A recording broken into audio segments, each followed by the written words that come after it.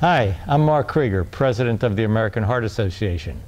Hi, I'm Kim Williams, President of the American College of Cardiology. We're here in London at a meeting of our sister society, the European Society of Cardiology, and it's been a terrific meeting.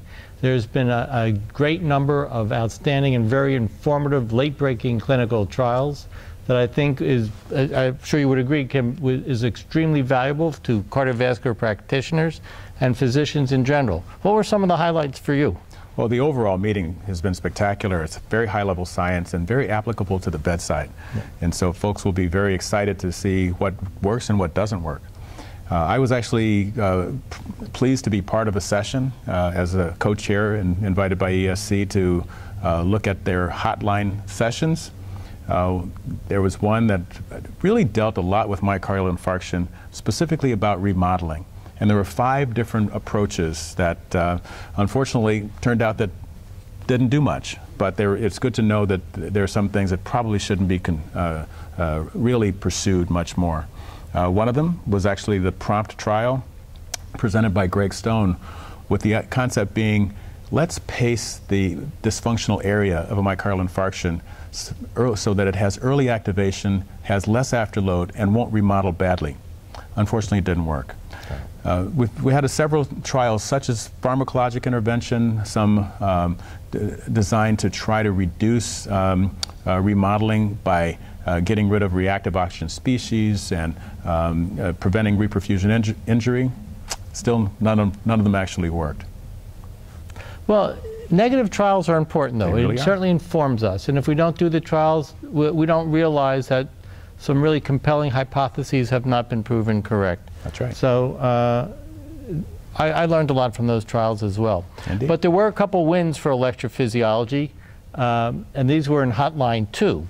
One of these was the Lyst 2 trial, which was looking at a pacemaker which was more or less implanted in the right ventricle through a catheter that was inserted through the femoral vein. The catheter is removed, and this pacemaker, which is barely the size of this pencil, half of it, is left in place in the right ventricle. And what that does, of course, is eliminate the need for an electrode to be persistently in place across the tricuspid valve. So imagine all the potential advantages. Indeed. And the safety and efficacy seemed very good, so real promise there. And another electrophysiology win, if you will, was a study that looked at the electrical isolation of the left atrial appendage. So it's not mechanical isolation, it's done electrically, in addition to pulmonary vein isolation in patients with persistent atrial fibrillation. And in that trial, the group that got the electrical isolation of the left atrial appendage had less recurrent persistent, less recurrent atrial fibrillation.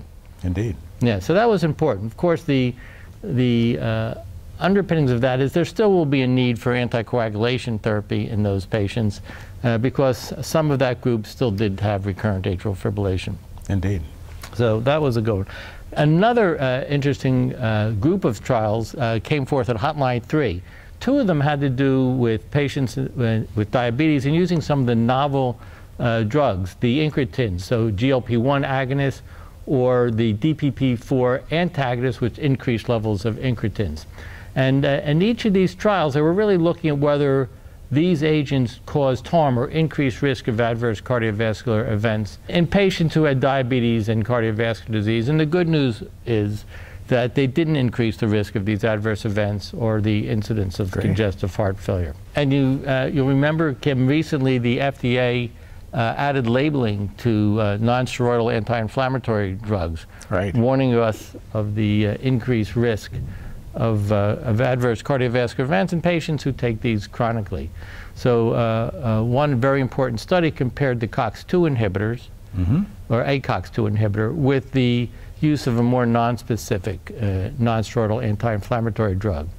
And there was really no difference in adverse effects between those 2 groups. And actually there was a lower risk of adverse events among patients who are at high risk for these events, lower than we might have anticipated.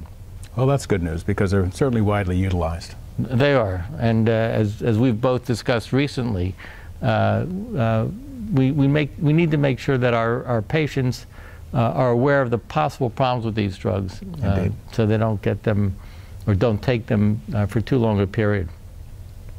And you know, if I can go on, because there's another sure. Interesting group of trials and a hotline session that had to do with high blood pressure.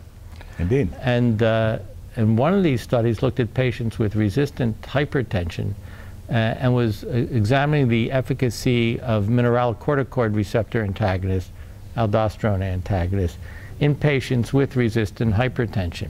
And there's been some small trials here, but this trial, which came from the British Heart Foundation, or was sponsored by the British Heart Foundation and the National Institutes of Health Research here in Great Britain, did demonstrate that when added to usual treatment for hypertension, renin-angiotensin system inhibitor, calcium channel blocker, and a diuretic, so patients that really make the definition of resistant hypertension, found that spironolactone was a very effective treatment in lowering blood pressure, particularly when compared to a beta blocker or an alpha blocker. That's important news. It is. And you remember last year at this meeting there was a trial that looked at the combination of a neprilysin inhibitor and angiotensin receptor blocker in patients with congestive heart failure, which showed some very favorable effects. Well, this year the same drug combination, so angiotensin receptor blocker, neprilysin inhibitor, the acronym I'm told is ARNI. Okay. ARNI, new class of drugs, was very effective at reducing evidence of vascular stiffness in older patients who had systolic hypertension. Really good news. So real promise. Parameter trial, absolutely. All right. So a lot of good things here at the European Society of Cardiology meeting. It's been a good meeting. Right. All right. Thanks.